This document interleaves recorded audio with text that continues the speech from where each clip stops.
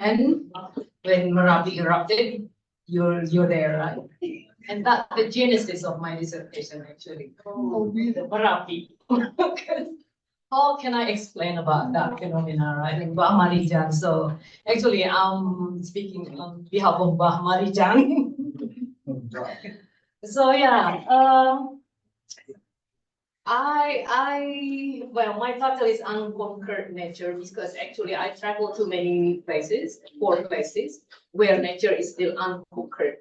What life is like there, then what is the relation, and then how they understand Islam, how they practice Islam. So my point is, okay, what absent in the 3 epistemology, Islam and science, is the relation with nature. So that's the reason why I travel to that places. Before I go to my presentation, I want to show you the videos that become the genesis of my Now, science, mysticism, and superstition all play a role in Indonesia's reaction to a deadly volcano. Hundreds of people were forced to flee this week, fallout of the country's most volatile volcano, which began erupting anew in October. Islamic science correspondent Miles O'Brien has the story from Indonesia. Near the summit of Indonesia's most active volcano, the once lush terrain is now a memory, buried beneath a landslide of newly minted rock and soil. For many people in Yogyakarta, Mount Merapi, the mountain of fire that looms over the city, has become a macabre, otherworldly destination for a Sunday ride. To thousands of volcano refugees, it is quite simply home, or at least it was. No one is certain when or if they will ever return. The only home and farm Ranto Utomo has ever known used to be here. Everything is destroyed, totally destroyed, he told me. No house, no cow. Our village is totally destroyed. It was the worst eruption here in 140 years. It began on October 26th, when Merapi blew its top, shooting lava, hot gas, boulders, and ash down the mountainside at the speed of a jet airplane. A scalding hot, lightning-fast landslide scientists call a pyroclastic flow. Take a look at this. This gives you a sense of the force, the devastation that is created by one of these pyroclastic flows. Came down this way, gas heated to 1800 degrees Fahrenheit, huge boulders the size of houses moving at 450 miles an hour. This is what's left of the town of Caliado. About 3 dozen people decided to stay. They didn't have a chance. They were there despite evacuation orders from the man known only as Saron. They very likely wouldn't be here today. And then look at this, little piece of irony. This is a shrine to the gatekeeper. Lots of paintings done by the kids here. And look at this, another piece of irony. In spite of all that's happened, I love Merapi. If it were me, I'd be crying. Well, not you. How come? You don't have to cry, he said. If everyone's crying, it would become a flood. I feel very calm because the cow and the house and everything, Allah lent it to me. So now he's taking it back, and that's okay. As long as Allah gives me health, happiness, and patience, I will start again. Indonesia is famous for its many tongues. Here at Java, it seems, they speak the languages of religion, mythology, and science all at once. It sounds like a jumble of contradictions, but apparently it works. The proof may be in this most unlikely smile. So the jumble, my argument, the jumble of contradiction, it's not contradict from the perspective of mythology, right? But from the perspective of science, presented by at least anchor or religion. It's contradiction, but how, from mythological perspective, it's not contradict at all. So my argument is that it's epistemological. That's why I look for evidence everywhere, just to collect more evidence to support my argument about the epistemological problem there. Okay.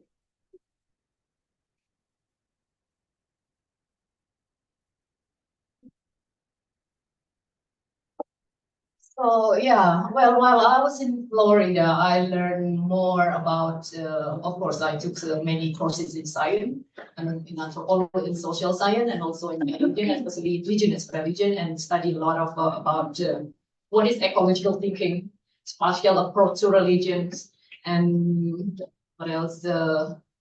Ethic-based epistemology that I like so much because it's yeah, it's like encapsulate the idea of indigenous epistemology in the framework of environmental ethics.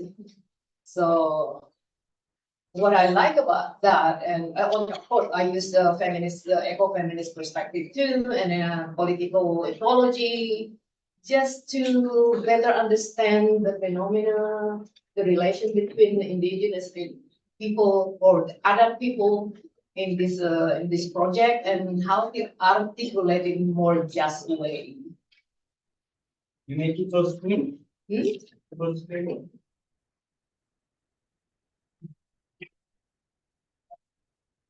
Right? So I went to Amatua, Citagelar. That's many people's house here because most of them been there. And Rekal, it's still in South Sulawesi, and then I compared to Jogja. So, well, this, even my supervisor, wow, this is the very ambitious project, because I said, well, this is my long-term project, because I try to connect between science, religion, and indigenous and mythology. So at the beginning, the thought was there is a connection between, when we think about Indonesia, especially with the diversity of biological diversity, that diversity of biological diversity connect to cultural diversity and religious diversity. When we talk about Jogja and Java, especially in Indonesia in general, we live on the ring of fire, right? We have earthquake, we have eruption. It's unavoidable. But the consequence of this geological fate is the richness in biological diversity. Indonesia is one of the most biological diversity in the world. The hotspot is Indonesia. It means the Indonesian position to protect the natural world is super important. So that's why I emphasize on that. And also how this geology influence the biological diversity. Well, my argument is that geology and geography matters in Indonesia, because the geography in between the two continents and between the two oceans make Indonesia different. So it's the consequence of that. Geography is cultural diversity, biological diversity, and religious interpretations diversity, especially Islam or Christianity. And yeah, from there, I try to, well, so far I just picked four places that have different relation with nature. First, Jogja, of course, with the volcano. And I argue that the foundation of Japanese culture is volcanic, geological. And Citagelar is with the rice. The culture, rice is so central in that community.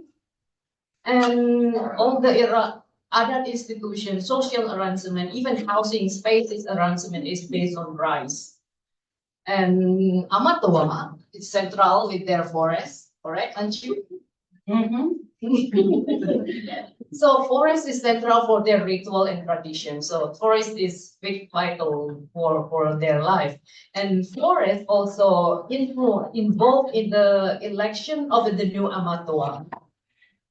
So how forest so central? Because well, it's always secret. They said when I asked about the process of the election of the new Amatoa, the new ADAT chief, they said, well, at the end, they have both candidates, or all of the candidates, mostly two, but candidates should go to the forest and take a pollution, voodoo in the forest, and then one of them who can complete that path, and then he will be the next Amatoa. So it means the forest also involved in the election of Amatoa. How central is the forest for them. And Rekang is a society adat community in transitions. So in transitions mean that the relation with the natural world is lesser because of the modernization and Islamizations. And Java with the volcano. One thing that conquered in Java is the rice, but not the volcano in the Laut Selatan, because it's part of the cosmology, right? The foundation of Japanese culture, my argument, is geological between the volcano and Laut Selatan, the South Sea. So the South Sea. So first, when we talk about indigeneity and ADAT, in Rekang, I mostly discuss with the activists of ADAT Aman, from Aman activists. That's from there, I know the classification of ADAT. What it mean? What ADAT mean? Because the four places represent different ADAT. Amatoa and Ciptagelar represent ADAT in traditional sense, where ethics, religious belief, and ritual is still unfragmented. We can say it's a one unified, but Rekang represent ADAT as a revival ADAT because they are in transition of becoming more modern and more Muslim society. Even the most and their connection with nature, especially rice. And they have two actually. One of the most of there is in Rekang is really a kabupaten, right? It's a regency, and Aman there because Aman is indigenous organization in Indonesia, but chapter and Rekang, they're super active in advocating the right of indigenous people there. But because they no longer have that, they say that if we use Amatoa or Badui as a standard of what it means of indigenous or ADAT community, then all of this community in Rekang is not one of them because they lost of the criteria of being indigenous. So I said then, Rekang represent ADAT as a revived by the activists actually. So they try to collect all the history and then help the community to find the boundaries and the other structure. And in terms of nature, of course, it's different. So religion and modernity influence the nature, of course, because the landscape is different compared to Amatoa and Ciptagelar, where they have still strong connection with rice and forest. In Rekang, mostly the landscape is different. It's changed mostly, because mostly they cut down the trees to plant rice at the beginning, and bahkan it's like a millet. They have one. In Africa, only one or two that considered the most authentic ADAT, although they are mostly like Embul tradition everywhere, different from Amatoa and Ciptagelar. But because they no longer plant rice is conquered already, and the forest is conquered already. So, but they still maintain the ritual. Because of course they need it because they want to be other community and recognized as other communities. So because they no longer plant that, but now they plant GMO corn, the hybrid corn. That so to plant that corn, they have to buy every time they want to plant that rice, that corn, they have to buy, right? So, but they say, well, actually, the corn saved us because we're no longer able to like rice or millet. And in Jogja, represent adat in elite perspective. For Amatoa and Cipta it is traditional sense, adat, but while Endekang is the revived adat, and Jogja is adat in elite perspective. Mostly when we talk about adat in Jogja, it's referring to Kraton, right? So it's adat. So for indigenous activists like Aman, they don't consider Jogja as masyarakat adat because they're kesultanan, it's a kingdom, they have power. So they only advocate adat in the marginalized, although in Endekang they are not marginalized because different from Cipta and Amatoa. So sorry, your ability is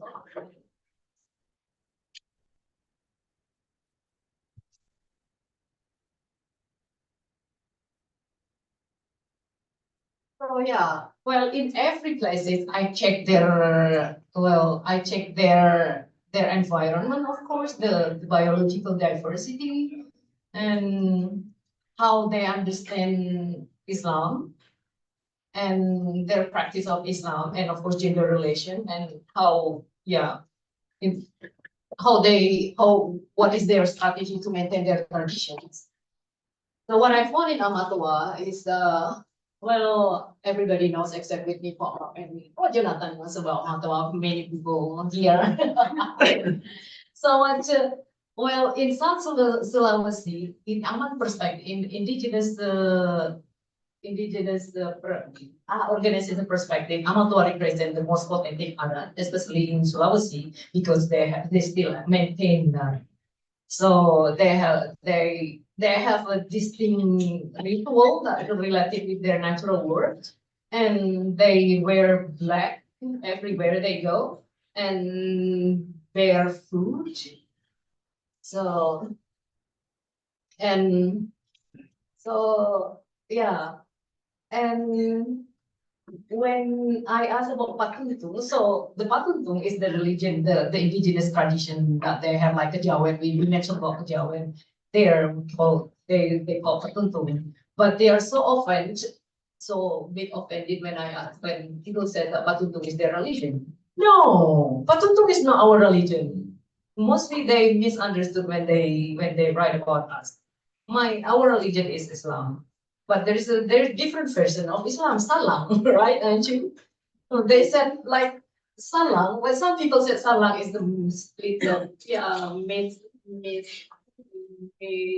pronounced from Islam. Many people say that, but for them, no. Salang is all version of Islam. So they have that narrative that make them, the reason why they still act this is because they create their own narrative about Islam. Because Salang is different from Islam because Salang is older version of Islam. So we have instead of rely on written text, they rely on oral text, the pasang Kajang, the message from Kajang, and it's not contradict the Quran. So Salang is Islam that sent to Aman people, while Islam is the new Islam that sent to Muhammad in Saudi Arabia. And they said that at the end of the time, this Salang and Islam will confirm each other's truth, because they're not contradictory at all. So they don't have to practice the Sharia because they have their own Islam, and that's what they say. So and and gender. The way I see it, it's interesting in Amatoa because the space, especially because there is a difference between Amatoa dalam, inner Amatoa and outside Amatoa. So some people say that the inner one is like Badui dalam is the most authentic Amatoa because they they protect the old traditions. So what I observe about the space arrangement in the house, to see how gender play a role there, is like the kitchen is on what's how we call it, not in the back of the house, but in the front of the house. So where people, all the gathering is where all the gathering take place. So women can participate in whatever happened in that area. So it's different from the house that's in the more modern one in the outside, where the kitchen is in the back. So mostly the domestic and the chores is in the back, right? When guests came, when guest comes, mostly women will work to provide the food and drink, and they will go back. But because they always in the all house, because the kitchen is outside, so they can participate in every activities in that other, especially other activities and the discussion in the house. So it's led me to argue that pre-Islamic society, gender is more equal, especially in the space arrangement. And also what I found, I also analyzed look at the other structure. Where is the woman there? In Amatoa, there's one leader called Amatoa, but there's two women that almost at the same position along with Amatoa in the structure of ADAT, right? And this woman is from different house. And they also get ADAT land to be cultivated for them. And in the same with Cipta Gelar, but Cipta Gelar is more like Orde Baru, where the wife of the leader becomes the leader of the ritual too. So most of them, but they are in the ADAT structure. So the wife of the ADAT officers, let's say, become the leader of the ADAT rituals. But what interesting is because that led me to argue too. Southeast Asia is based on Barbara Andaya's work on women in Southeast Asia. She argued that women in Southeast Asia less inferior compared to women in other places like India, China, and it's related to rice. Because Southeast Asian is a rice culture, right? And rice is female. That's why women is important in rice cultivation. So Cipta Gelar is just provide the case where to test Andaya's argument about that, because history is a female. And why woman is important in this place? Because they lead the ritual that relate to rice. And because women because rice is female, it's related to women. So that's why the ritual that related to rice is led by women. So in Java, rice is cooked, right? And women is also cooked. So that's why in Java, especially in Jogja, the saying said that women function is sumur, dapur, kasur, and konco-winking. That's many activists said that. Well, actually, Islam tried to, because the adat make women. This is Japanese adat, that Japanese culture that subordinate women. But it's depend when we can, because here, the way I analyze women gender in Java is Peter Carey wrote a book about perempuan-perempuan perkasa in Java, and there's a lot of women perkasa women. What is the same perkasa in English? What did you? giant great Powerful women in Java. Actually, well, because the structure of Southeast Asian society is matriarchal rather than patriarchal. So then there's a lot of even in the mythological world there is powerful women, right? We have Ratu Sima, we have Nyiro Rokido. So in the mythological world, women is so powerful, like Sri Kandi. Yeah. Yeah. But since when women being subordinated?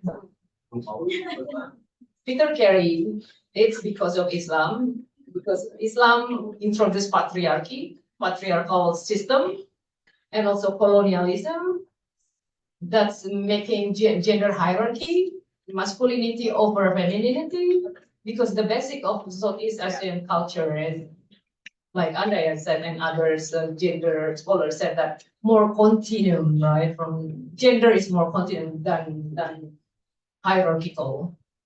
Yeah, but then Islam also play important role in making more strict gender role. The feminine should be this way, for masculine should be this way.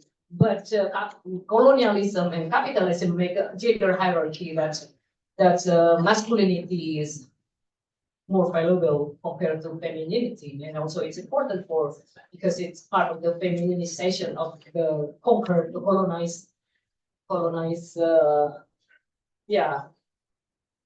And well, if you have any question, then just and there's while Peter Carey hypothesis try to argue that Islam and colonialism, and Nancy Florida have different analyses about that. Nancy would have a very different idea. Yeah. It's interesting. Yeah. Since when the Javanese women become submissive? Because become constructed as lesser than men, right? Since the conquer of Java, especially after the Java War, after Diponegoro, after Java is defeated, completely defeated. Well, her argument is because of that conquered by colonial, so they have like no power anymore. This is, they call it political impotent.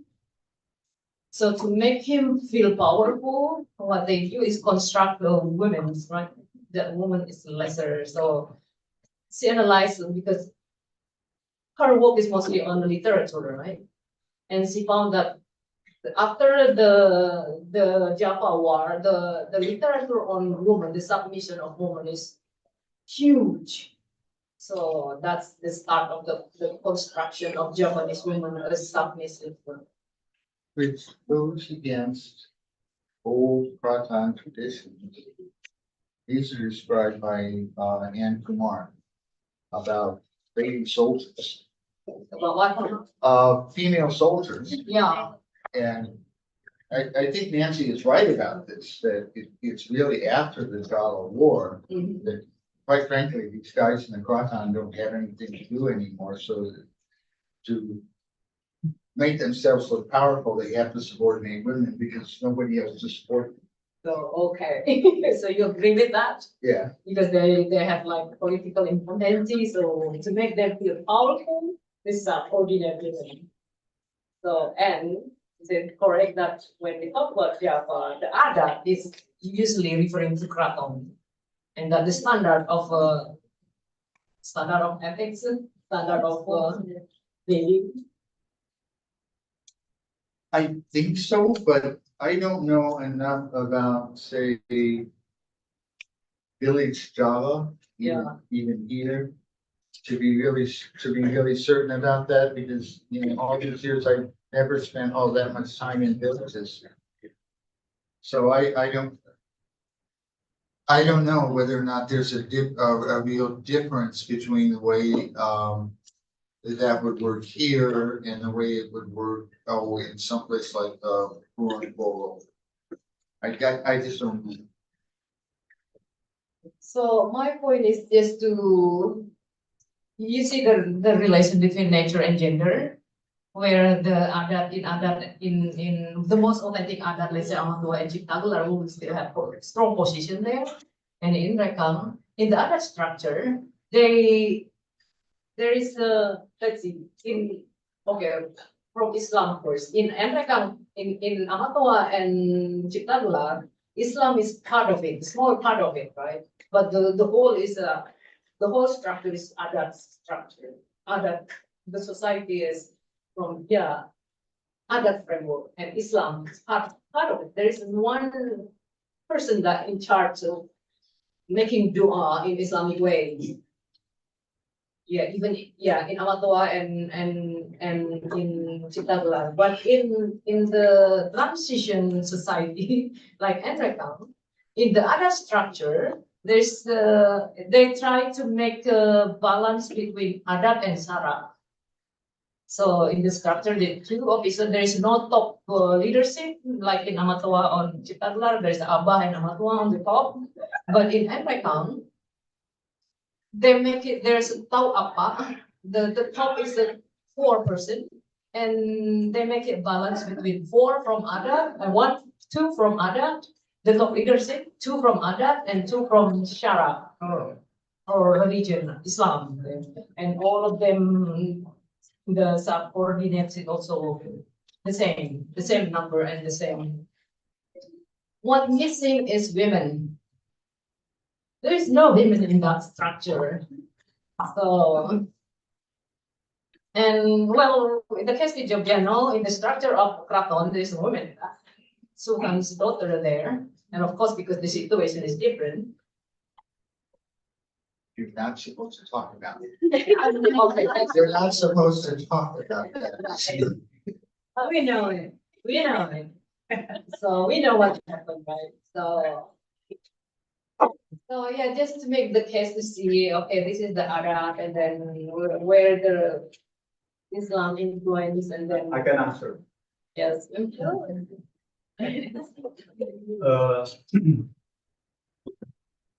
The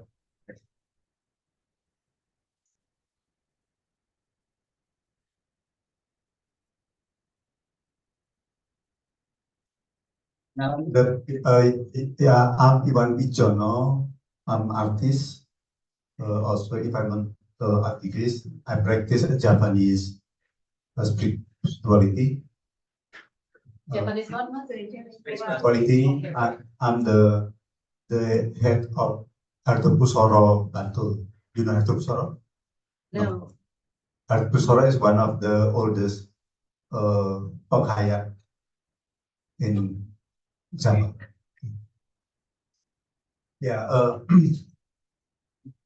The point of the happiness and the society development in adat in Java is the balance,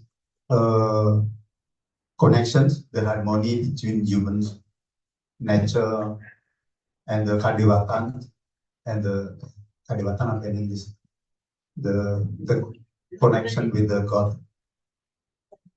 So the position of the nature as a female, so remind us the Liga Yoni, so the symbol of the fertility and harmony. So, and this lost when the imported religion came. So they don't, the connection between human and nature is lost.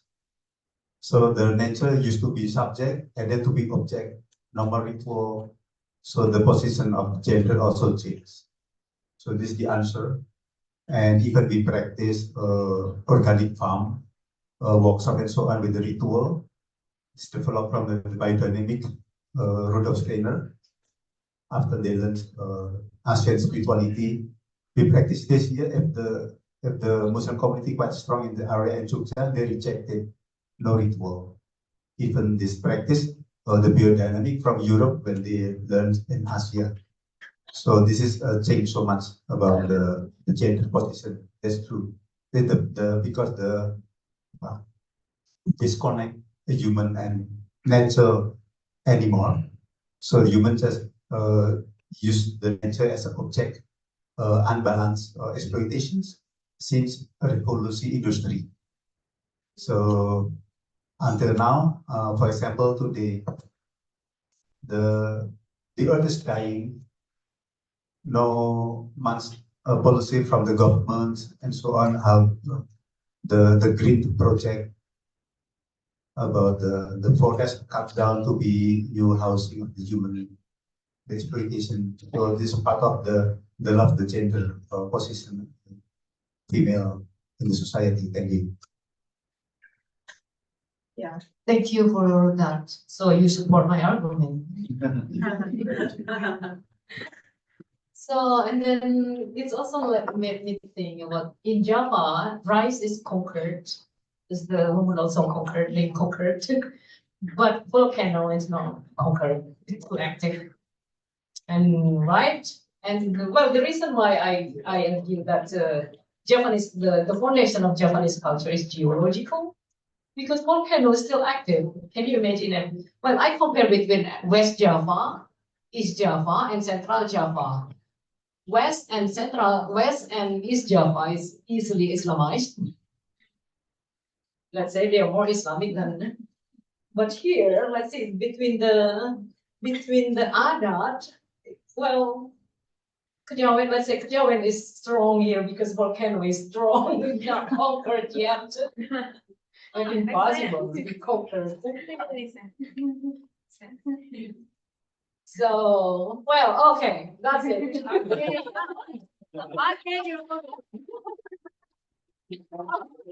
Thank you for the presentation, Nadia, and we are open for discussion, for question, for response, for comments, anything. Raise your hands. Oh, wait. Omar? And, okay, first, you. Thank you, Majim. It's wonderful to hear your presentations and it's wonderful to see all faces. Mark, I don't think you remember me, but I was your student. You wrote a letter of recommendation for me. But you got it. Well, Majim, I agree with everyone here. It is really tempting to, associate women with nature. I mean, when we see Mother Earth, when we say Mother Earth, we assume that, nature is female and female women, they lost their power, they, experience subordinations, marginalizations, and so many things around our system. We heard industrialization, we heard, European standard and so on. I have been thinking though, and this also associate with some critics to, maybe ecofeminism, in which they associate women with nature. Do we further naturalize women in their, roles? Let's say, we live in this heteronormativity standards. And when we see nature within heteronormativity, we used to see women as different from men. Women, they, have their reproductive roles, functions, and so on. And men, they have productive. And within our current economic system, we know productivity means they are, at the top of the system, over the reproductivity that we have, and these reproductions are, women's sphere. So how do you see this, problem with, understanding nature as female, and then we associate them and we want to, empower them through this rhetoric. But at the same time, within this rhetoric, we see there is also, conflict within empowering and then disempowering. So I think this is also what bothers me so long. So I want to know how you see this in your research. Thank you. Yeah, there are many critics about that because ecofeminists seem like essentializing women because they it seems like innate in woman, that woman closer to nature. But it's also part of the construction, because mostly women plays in the domestic sphere, so they closer with that. So they become more expert compared to men, because it's part of the socializations in very beginning that woman's space is there.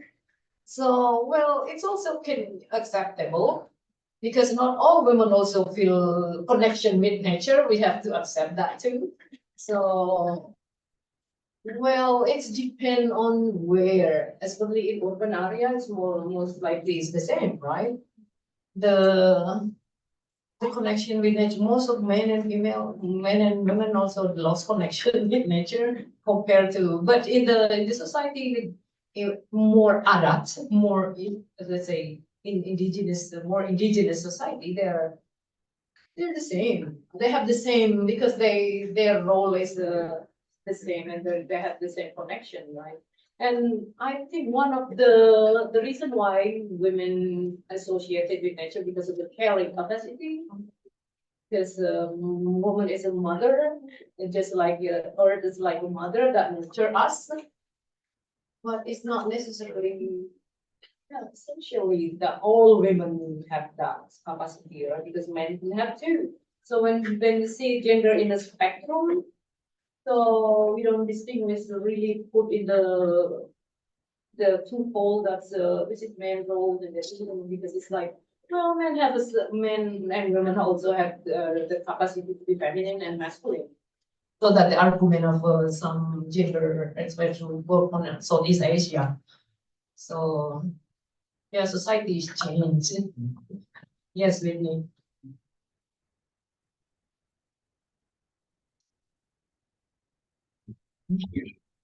Thanks. Thank you very much. I really do like the sort of biocultural diversity connection, and I fall into that line of thinking too, not in a deterministic way, right? Yeah. There's no sort of direct causality or anything like that. But I'm thinking about coming from the Bay Area, where there's earthquakes and the redwoods and there's fires, and you sort of have the sense there's lots more nature sort of lovers there, and less there's less of a monotheistic presence there, if you will, than there are in some place like, say, the plains in the United States. Kansas? Kansas, right? Yes. And so I really do think there is this, like, sort of, you're confronted with nature that infringes upon your sort of walled off artificial environment that you think you control everything and this sort of thing, where you're actually confronted with a nature that you can't do anything about, that it sort of causes some sort of reverence, right? Not always, right? In a good way, right? So you've got people like Elon Musk, they're like, well, screw this, I'm getting off the planet, right? But that's not an option for most of us. And so I wonder what you think about this idea, like a sort of ironic silver lining of the changing climate, that it's going to force more and more people to have reverence for the natural world again. The natural world is going to break into our sort of ideas that were separated from nature, and sort of force us to see that we are part of this whole, like, sort of process. It was just a thought. Well, I agree with you.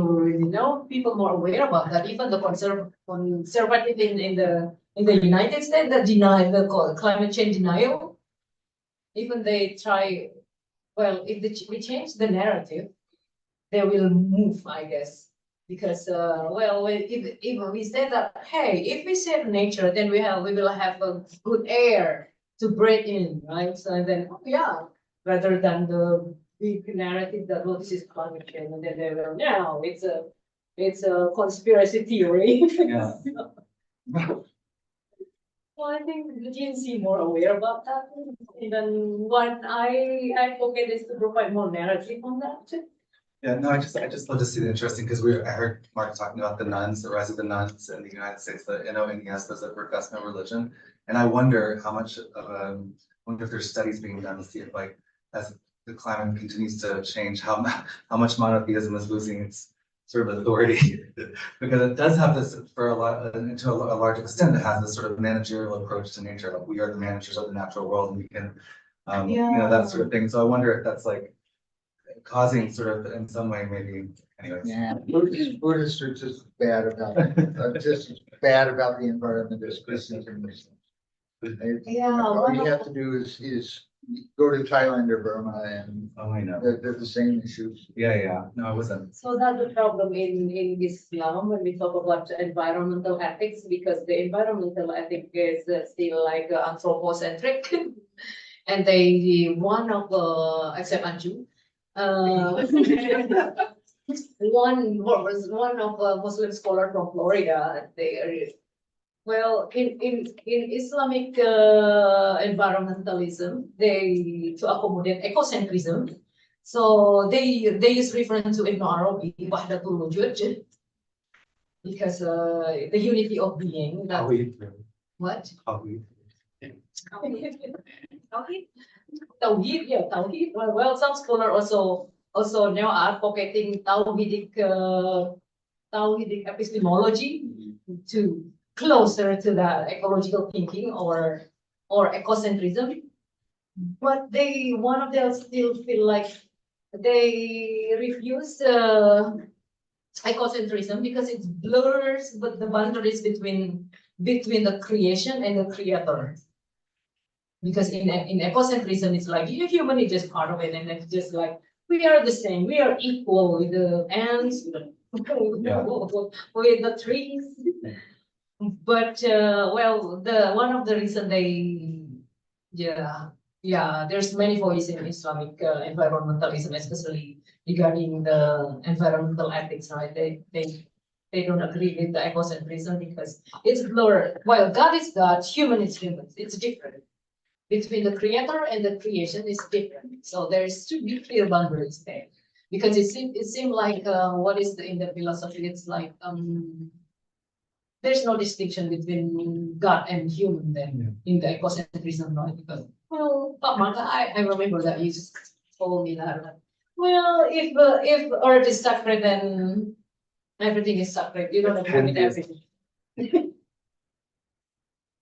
Mark? This is a different question, but you were talking about houses and how which area was it, the traditional house where the kitchen is not in the house, but it's outside? Well, in this project, Or which group of people was that? The bigger question I'm wondering here is, there's a really big literature on houses in Southeast Asia. I mean, part of it, one of my old teachers, Clark Cunningham, who wrote about the Etoni and how houses were, in a sense, replicas of both social categories and cosmological categories.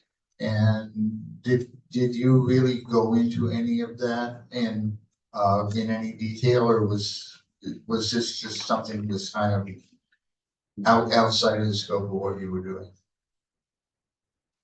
well, I just analyzed the four and the spaces, and that not all I did equally observation. But especially the more authentic adat, like Amatua and Cipta, in Cipta, because rice is central and female, and to be treated well, unless the rice can go and let them starving. So they really protect the soul of the rice and respect the rice. So they have their own room in the house that's only accessible for women, not men. And that's where the rice is? Is that where they store the rice? Yeah, there is one place called Pangdaringan in the house.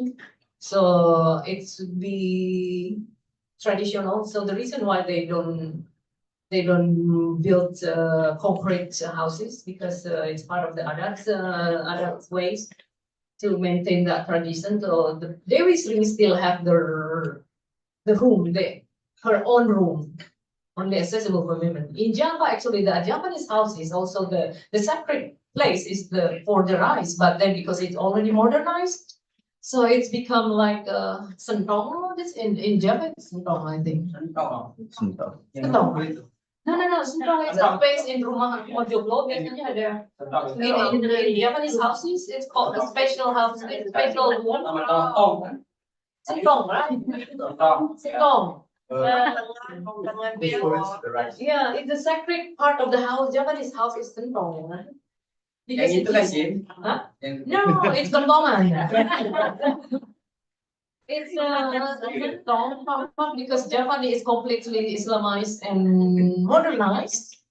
So that space is it's no longer for rice, but for pusaka. Right? But for pusaka, in Cipta this is used to be for rice because rice is the pusaka, because the rice is life for them. So they really taking care of the rice because they think rice is their life. So human and rice is one, they said. So in a more modern society, especially after the Green Revolution, so rice is being modified, right? So it's no longer the old rice. So they still plant the old rice. Even in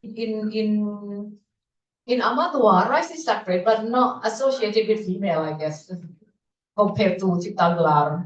Rice is sacred, and they still plant old rice, and the ritual regarding rice is still there. And yeah, I attend one of the ritual before they planting the rice. Where was that? Amatua Amato. in Sulawesi. Yeah, yeah. So it's interesting because not necessarily female there, but yeah, rice is sacred because rice is important element for the ritual. So they have to plant black rice, especially black rice, and also red and white. So in the ritual, the three rice should be there, part of the consumption. And but in Cipta, it seems like rice is central to them. In Endrekang, Toraja still have that Toraja, highly Christianized now, but the rice ritual is still there, and along with the funeral, the elaborated funeral. But the Endrekang, well, the reason why I went there because Endrekang is part of the DITI. It's a Darul Islam movement, and they destroy all the adat ritual and adat things. So that's the reason why the adat is no longer there. And now the indigenous organization tries to revive them to claim the land, the adat land.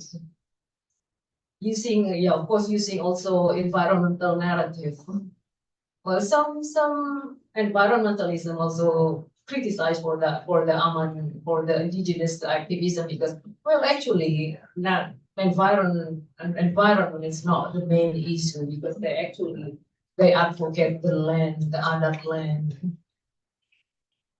So, well, I can argue, but the adat community still have the environmental ethic that's important for us to refer to, especially the young people, and we still can see the forest there intact. So where I found that I feel, ow. This is because the forest still have the dignity of nature. So here completely like, okay, because too much human involvement in it. So yeah, well, the reason I went to that place is because I want to see what it look like, the forest, the nature that's still intact. What? The reason why I went there to see nature, unconquered nature, Yeah. was the feeling. And I still can see in Amatua the borong Ramas. borong what? Ramas. Borong karam, the sacred forest. And it's beautiful. There's a lot of orchids there. And also in the forest, Leweng Titipan in Cipta they call it Leweng. The sacred forest they call it Leweng Titipan. It means that the entrusted forest from the ancestors, so they're not allowed to enter that forest except the adat leader and the adat officer. So, well, they still have that ethics, I guess. So there's a family, there's a Titipan, the concept, the environmental ethics, they have the concept of titipan and trusted. So everything that, well, actually human has nothing but titipan, right? From the ancestor. So they have no right to exploit nature because it's not belong to you, it's belong to the ancestor.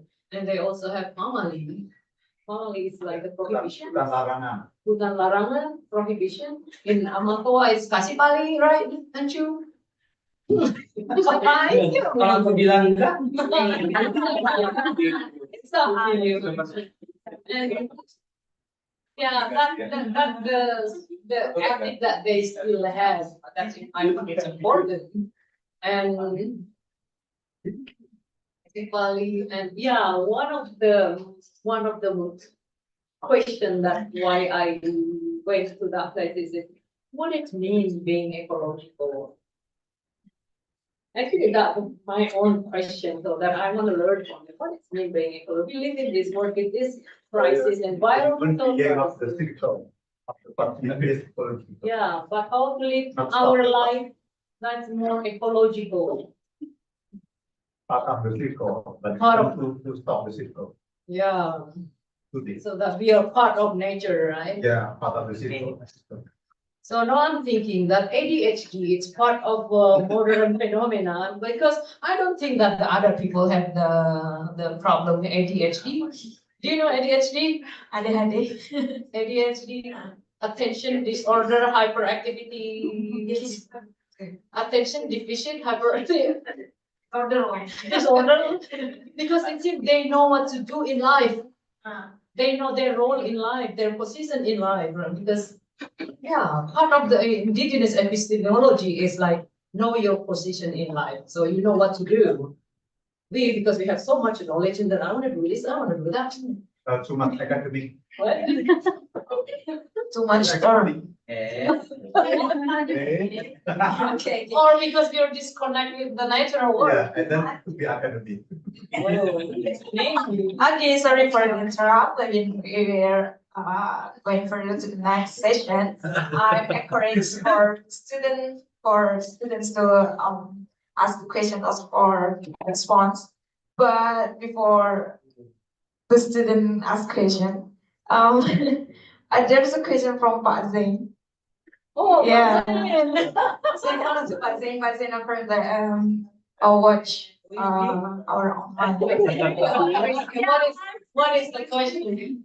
Okay, as it say, thank you very much for the interesting presentation. I think your argument is that while the situation with these communities are difficult to understand from the perspective of modern science and modern religion, they work well in the traditional perspective of the communities. I think you will agree with me if I say that part of the problem here is that our categories of religion, science, ecology are all modern categories. But I'm still not sure what then would you say about all these categories. I don't know how far have you gone in your dissertation. My question is, what is the next story in your dissertation? What? What is the next story in your dissertation? Or if you stop there in the dissertation, what is your next project? Give me a job. After asserting the contradictions in religion, science, ecology, and modern categories.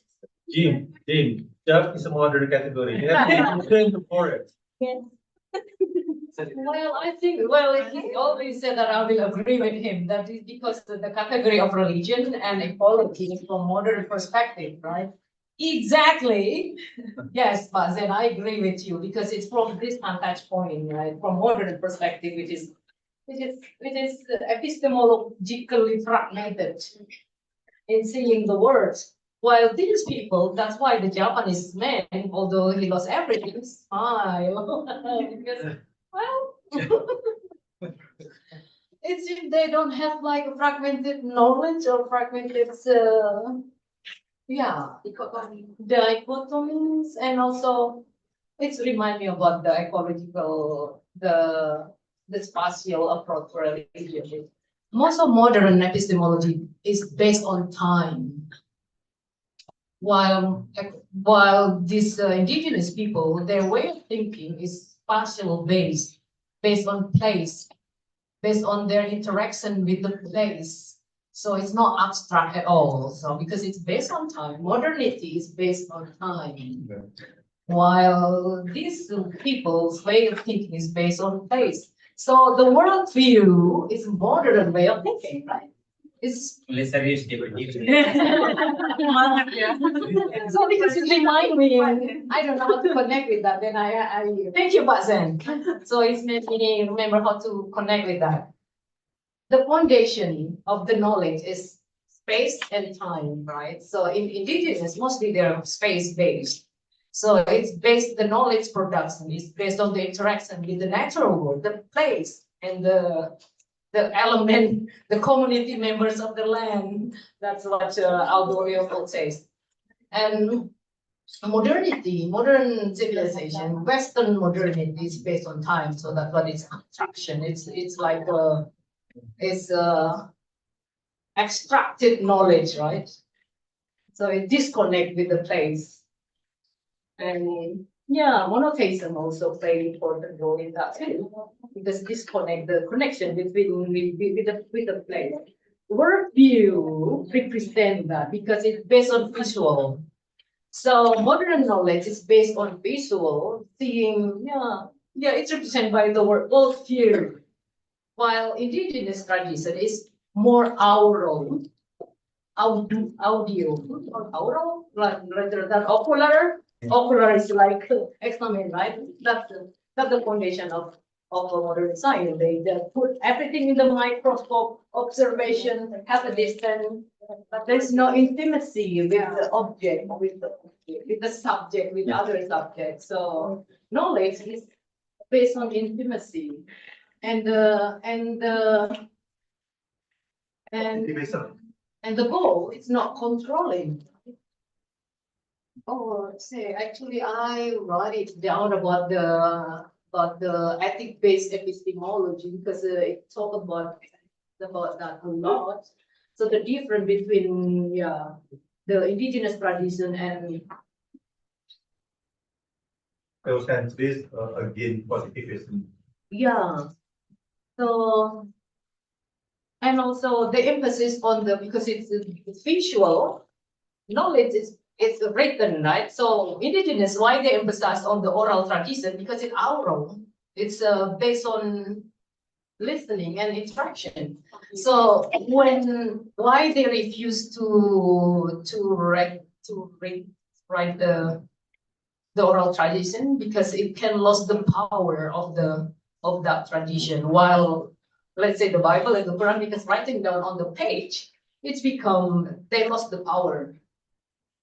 Because it's merely become the inert object and lifeless symbol. It's just merely a symbol.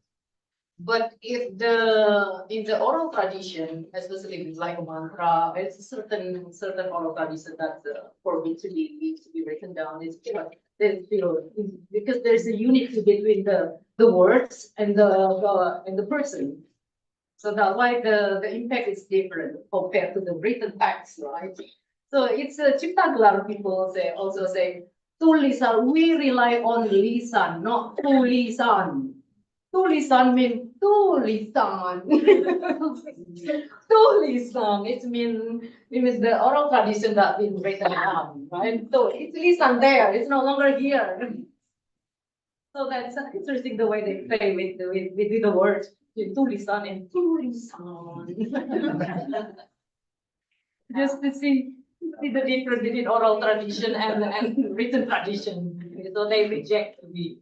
So that's why, well, religious people rely on tulisan. We rely on lisan or the oral traditions. In between Hebrew, right? That has no vowels. So you have to recite. It's all about the way you move your breath through the consonants, right? That you're part of. Yeah, even the Quran at the beginning is just oral tradition, right, before it's written down, and then, well, power. Okay, so, so, yeah, Yeah. okay. Okay, unfortunately, our time is limited. Yeah, thank you, Jim. This is very interesting discussion. I disagree with your explanation about Lisa and the dichotomy. There's no such thing as dichotomy. God, even in the scripture, never write something. It's always oral. Prophets are accepting revelation through oral orality, because orality, in that orality, there's a sacrality. And Plato, since very beginning, Plato already attacking the written technology, because loss of sacrality, loss of something. So it's much more complex. Later on, Western civilizations rely on Hebrew civilization, later on Islam civilization, and so on, Persian, then rely on written. So it's very always a combination of that. Especially if you're checking on the Indian religions, there's a strong tie between morality and also written technology. It's always like that. But my question is not like that. The second thing is, I remember you mentioned about the Japanese related to the geological, to believe is constructed to the geological experience or something like that, if I'm not mistaken.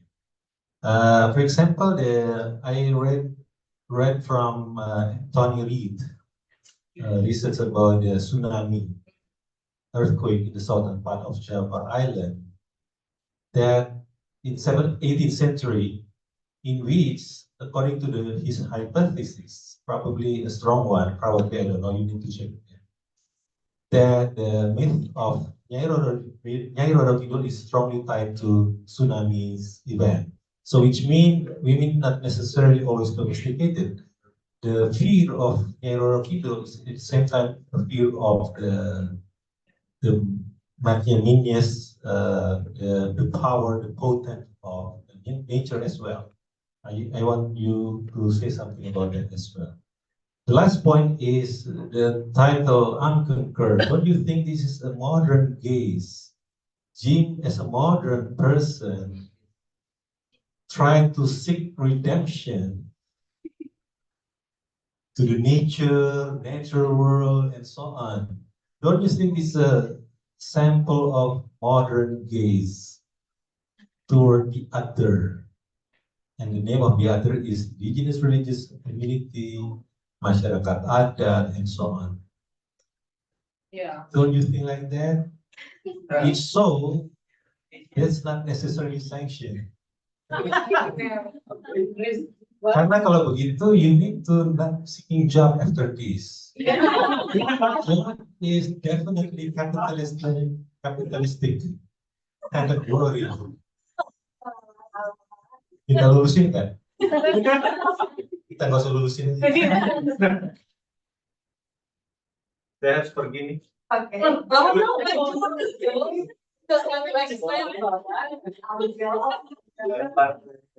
So yeah, about Roro Kidul, yeah, there's a lot of many person. Well, I think I read that too. Anthony read too. Sorry, I make it correct. Actually, not Nyai Roro Kidul. Nyai Roro Kidul is the assistant of Ibu Ratu Kidul. Ibu Ratu Kidul. Ya, benar ya.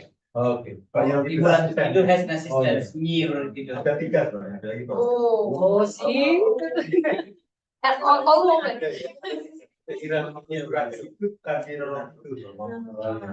So who is the most powerful? Ibu Ratu Kidul. Ibu Ratu Kidul. Ibu Ratu Kidul. Ya, penafsir itu bukan Nyai Roro Kidul. Kamu cek aja sama apa namanya guru kunci bahasa apa yang di pantai selatan. Ibu Ratu itu bukan Nyai Roro Kidul. Oke. Kira Ibu Ratu itu bahasa Jawanya Nyai Roro. Bukan. Okay, thank you for that. Yeah, okay. There's lots of variation in those stories. If you catalog them all, it would get very, very complicated. Yeah.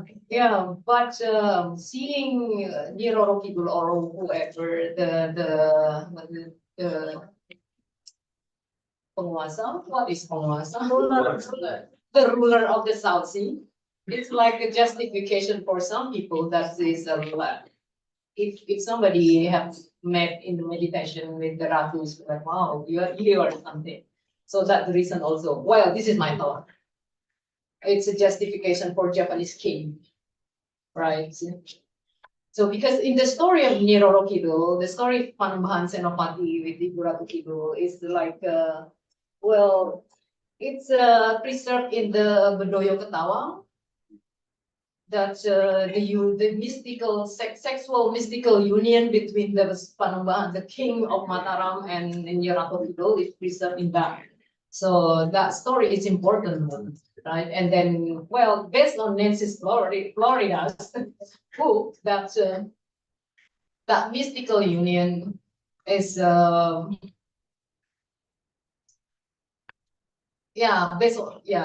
Niroro Kidul who taught how to rule the world, the human world, the upper world, right? And actually, it seemed like Niroro Ibu Ratu Kidul. Ibu Ratu Kidul is the teacher. Kanjeng Ratu Kidul. It's like justification of power, Japanese power. Oh, yeah. Right?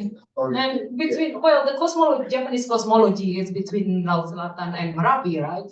So it's Segara Gunung in Bali, the same cosmology, but then because it's Islamized, it's become like well, especially Yogyakarta is based on you said Sufi theology, Sufi Aristotle.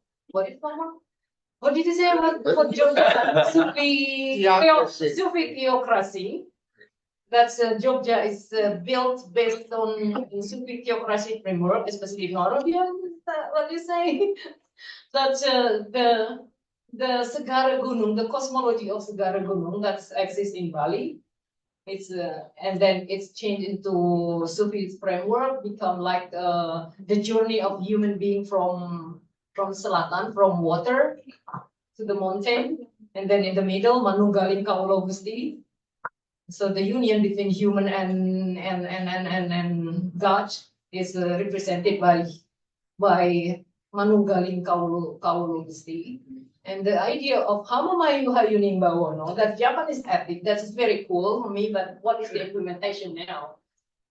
So it's also part of the Japanese ethics, environmental ethics. I can say Hamamayu Hayuning Bawono.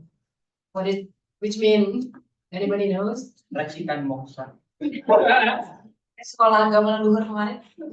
Hamamayu Hayuning Bawono. It's like embellish the beauty of the words. It's the same idea with wabi-sabi of Japanese. Wabi-sabi, that actually the word is already beautiful. So human, the function of human there to embellish the beauty, right? So not conquered, but embellish the beauty. Don't conquer, because then you'll die. Okay, thank you. Okay, But we have problem with trash in Jogja, although we have that luhur philosophy of how Hamamayu Hayuning Bawon. It means my argument that, well, that is not enough. We need action. we need something. We need power to work on that. He called you modern gays. Modern gays, maybe because I'm educated in modern ways. Modernity, not modern, modernity. Modernity, because when we talk about modernity, there is many modernity. Right. But this is what you mean is Western modernity. You need to answer me. I'm asking you. Well, I can say so because I also uprooted from nature. Then I try to come back when I learn about permaculture. Okay. So then I feel the connection. So yeah, so the reason I want to learn from those people who still really connect to their environment, how to live this life in a more ecological way. So you need then you know your destination after this dissertation, right? Be a farmer. being a farmer, not being an academic. I mean, that's fun for a man to say that to a woman, but. Oh, right. No, no, that's true. No problem. Thank you very much, Jim. I agree with you. Okay, very much. Okay, thank Ron, any students ask questions? What?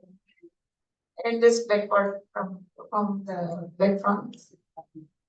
Okay, Sandy. Minum dulu, minum dulu. Okay, any response? Baik. Betul. Ya, Kalimat. satu kalimat. Respon Mas yang barusan pergi tadi, membantu Mbak juga sedikit.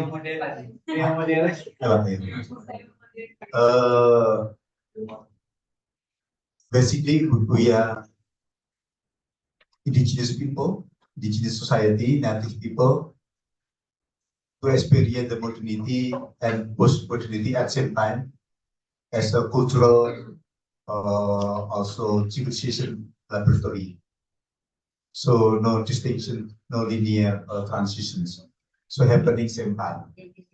So we don't see Western and Eastern tradition and modern and so on in our society happening same time. So that's why the tradition not supposed to develop only for tourism, but also in the contemporary cultural today. So this our loss because our tradition because only for market, and we are too much following the global positivism, too much following the market, and so on. So we confused to identify what we are doing today. Also part of the nature. Also we lost us. Thank you. Okay, thank you. Thank you, everyone. If there's no any questions, no. Thank you. Okay. Okay. Okay, it's the end of the sessions and give applause to everyone. Thank you, Mbak Jin ya panggilan. Mbak Jin. Jim, Mbak Jim. Okay. Yeah, we have rituals also in Wednesday forum, and the rituals is like giving, give our to our speaker in every session of Wednesday forum. Okay. Well, may Anchu please do give us. Yes.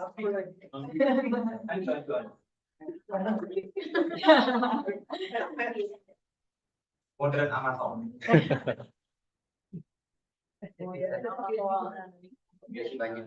Jim, come here, Jim.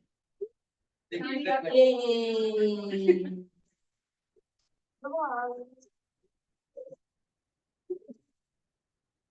He used to be the one who organized the Wednesday forum for many years. Yeah, for the next job. So thank you, Jim. Now I will say something about this. Thank you very much for doing this. And that's it. Thank you. Okay, thank you. Thank you everyone for being with us.